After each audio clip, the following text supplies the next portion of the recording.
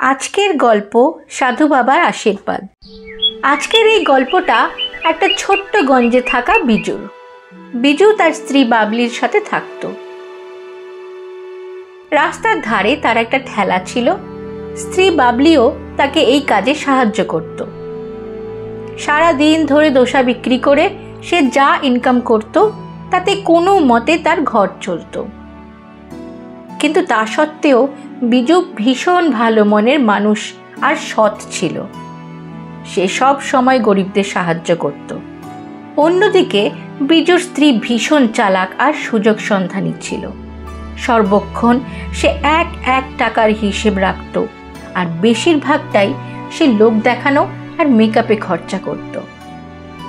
তারপর আবার সে সব সময় বিজুকে গরিব হওয়ার জন্য খোঁটাও দিত।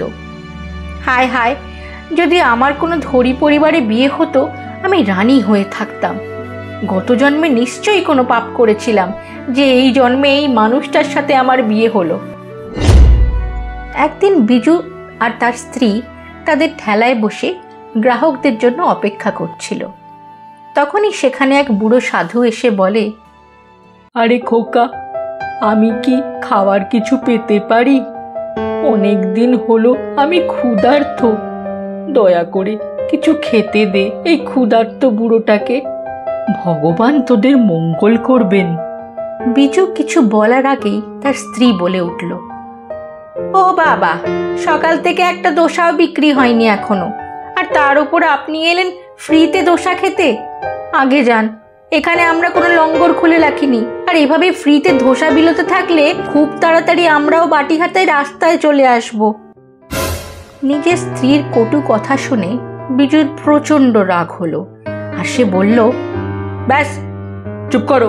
আরে একটা দোসা বাবাকে খাইয়ে দিই, তেমন কি আসে যাবে? আর ক্ষুধার্তকে খাওয়ানোর থেকে বড় ধর্ম কি আর আছে? হায় হায়, তোমার সাথে বিয়ে করে আমার কপালটাই পুড়লো। ভেবেছিলাম অনেক টাকা ইনকাম করা একটা স্বামী পাবো যে আমার সমস্ত শখ পূরণ করবে, কিন্তু দেখো কি পেলাম, একটা সৎ কর্মঠ ধোসাওয়ালা। আরে তোমার এত সততার কি লাভ যখন ঠিক করে সংসার চালানোই মুশকিল এখানে? বাইরে অন্যদের দেখো কিভাবে ভেজাল আর দামি জিনিস বেচে মোটা টাকা ইনকাম করছে। কে কি করছে না করছে তাতে আমার কিচ্ছু যায় আসে না।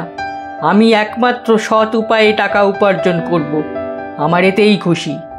এই বলে বিজু সাধু বাবাকে ধোসা খেতে দিল। সাধু বাবা আরাম করে ধোসা খেলো। আরে কোকা, তুমি তো ভীষণ সুস্বাদু দোসা বানাও, পেট ভরলেও মনে কিছুতেই ভরছে না। দোসা খেয়ে চলে যাওয়ার সময় সাধু বাবা নিজের থলের ভেতর থেকে একটা সোনালি রঙের চাটু বের করে বিজুকে দিল আর বলল, খোকা, তোমার সততায় আর উদারমনতায় আমি আজ খুশি হলাম। আজ তুমি একজন ক্ষুধার্তকে খাইয়ে অন্যের অনেক পুণ্যের কাজ করেছো। আমার কাছে টাকা নেই, কিন্তু আমি তোমাকে এই চাটুটা দিয়ে যাচ্ছি। ভগবান তোমার মঙ্গল করুক। এই বলে সাধু বাবা সেখান থেকে চলে গেল। সাধু বাবা চলে যাওয়ার পর বিজু নিজের কাজে লেগে গেল, আর সেদিন তার বিক্রি বাকি দিনের থেকে অনেক বেশি হলো। কিছুদিন কেটে যাওয়ার পর বিজুর ধোসার চাটুটা খারাপ হয়ে যায়। তখন হঠাৎ করে তার মনে পড়ে সাধু বাবা তাকে একটা চাটু দিয়েছিল। বিজু ভাবল, কেন না আজকে ওই চাটুটা ব্যবহার করি। এমনিতেও নতুন চাটু কেনার মতো টাকাও আমার কাছে এই মুহূর্তে নেই। বিজু যেই ওই চাটুটাকে গ্যাসের ওপর রাখলো, সে তো দেখেই অবাক হয়ে গেল। বিনা আগুনে চাটুটা গরম হতে থাকলো, আর তার থেকে নিজে নিজেই দোসা তৈরি হয়ে বেরোতে থাকলো। এইরকম চমৎকার বিজুর জীবনে প্রথমবার হচ্ছিল। এত বড় আর সুন্দর দোসা দেখে বিজু খুব খুশি হয়ে গেল। ওর পাশে দাঁড়িয়ে থাকা ওর স্ত্রী নিজের উপর লজ্জা হলো, আর সে নিজের ভুল বুঝতে পারল। সে লজ্জা পেয়ে মাথা নিচু করে দাঁড়িয়ে রইল। এরপর থেকে বিনা মেহনতে বিজু প্রতিদিন অনেক অনেক সুস্বাদু দোসা পেতে লাগলো। সেই দোসার স্বাদ লোকেদের এত পছন্দ হলো যে পুরো শহরের সব থেকে সুস্বাদু দোসা বিজুরই ছিল। দেখতে দেখতে কিছুদিনের মধ্যেই জাদুই চাটুটা বিজুর জীবন আমূল বদলে দিল। শেষে বিজু সবাইকে বলল, বন্ধুরা, আমাদের সবাইকে সবার সাহায্য করা উচিত। ক্ষুধার্তকে খাবার আর তৃষ্ণার্তকে জল খাওয়ানোর থেকে বড় আর কোনো ধর্ম নেই।